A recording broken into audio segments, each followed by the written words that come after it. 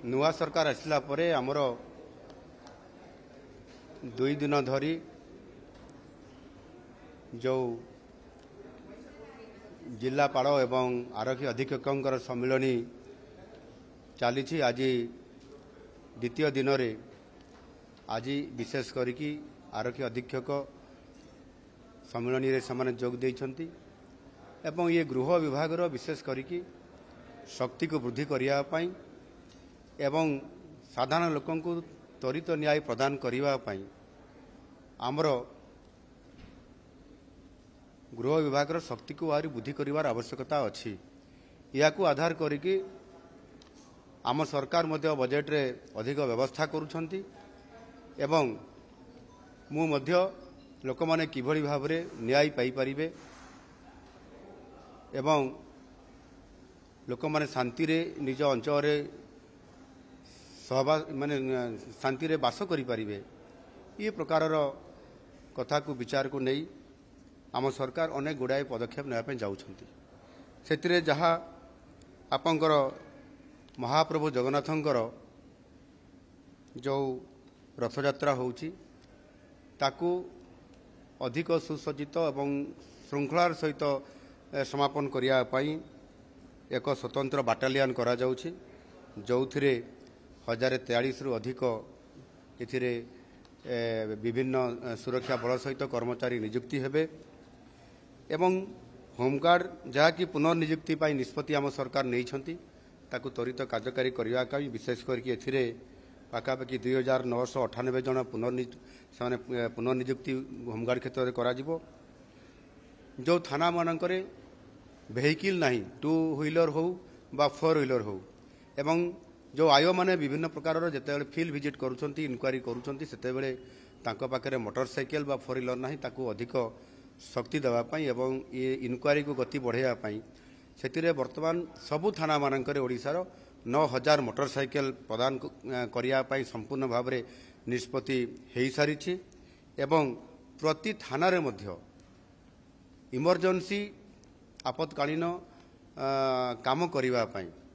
हठात इमरजेंसी गोटे आसीगला सेते बेलू वेहिकल नहीं से ऑन दी स्पॉट को जीवाई आईआईसी कौन सी समय जदि से 4 व्हीलर को निजे कि कहा ऑफिसर को दायित्व दे दी से गाड़ी नहीं से समय त्वरित यार कार्यक्रम करने आउ गोटे 4 व्हीलर गाड़ी देवार व्यवस्था प्रति थाना रे यह आम सरकार गुरुत्व सह विचार करुँच खूब शीघ्र यह कार्यक्रम करा एवं आपंकर जो इमरजेंसी जोटा आमर अच्छी अधिक शक्ति वृद्धि करने से ERSS 1243 पदवी पूरण करा एवं विभिन्न मेडिकल कॉलेज मानकर विभिन्न समय अप्रीतिकर परिस्थिति होता कारण सेठी 10टी मेडिकल कॉलेज रे 10टी पुलिस फांडी बा आउटपोस्ट नूतन भाव में प्रतिष्ठा करा जाउछि एवं आपंकर प्राकृतिक विपर्यय समय अनेक समय ओड्राफ टीम रे बहुत बड़ गोटे भूमिका थाए एवं 20 यूनिट अच्छी आम सरकार पुणी आउ 10टी यूनिट प्रतिष्ठा करने जाउछंती ताहा मध्य आमर घोषणा हो सारी अल्प दिन भितर यह संपूर्ण भाव में कार्यक्षम हम एवं प्रति जिले में गोटे गोटे ओड्राफ टीम यूनिट प्रतिष्ठा होउछि एवं आउ गोटे बड़ कथा ओडिशा स्टेट स्ट्राइकिंग फोर्स जोटा कि OASF कहुच्छी ताहार बहुत आवश्यकता था ता 3टी बाटालियन नुआ भाव में गठन करा जाउछि यह करने द्वारा विशेष करी पुलिस जो थीम अच्छी सेवा और सुरक्षा ये कार्यक्रम को सफल करने हेले तांकर शक्ति को एवं तांकर मनोबल को दृढ़ करने पड़ो से आमर ये गृह विभाग जहाँ भी तांकर डेफिशिएंसी अच्छी बा अभाव अच्छी ताकू संपूर्ण भाव में पूरण करा जाउछि एवं आगामी दिन में एक शांतिप्रिय राज्य हिसाब रे जो ओडिशा अच्छी ताकू बजाई रखिया संपूर्ण भाव में आम पुलिस विभाग ओडिशा पुलिस सक्षम अच्छी आगामी दिन में आहुरी अधिक शक्तिशाली है भारत वर्ष में जेभली भाव में यह स्वतंत्र भाव में प्रथम धाड़ी रे रहिबो से प्रकार आमे ताकू शक्ति जोगाई आज ये सम्मिलनी रे मध्य ये कथा मु समस्त जिलापाल मानकर उपस्थिति रे आरक्षी अधीक्षक मानक मध्य एवं राज्यर उभय विभाग वरिष्ठ अधिकारी मानकर उपस्थिति रे तांको मु परामर्श देइछि एवं निश्चित भाव में ଆଗାମୀ ଦିନରେ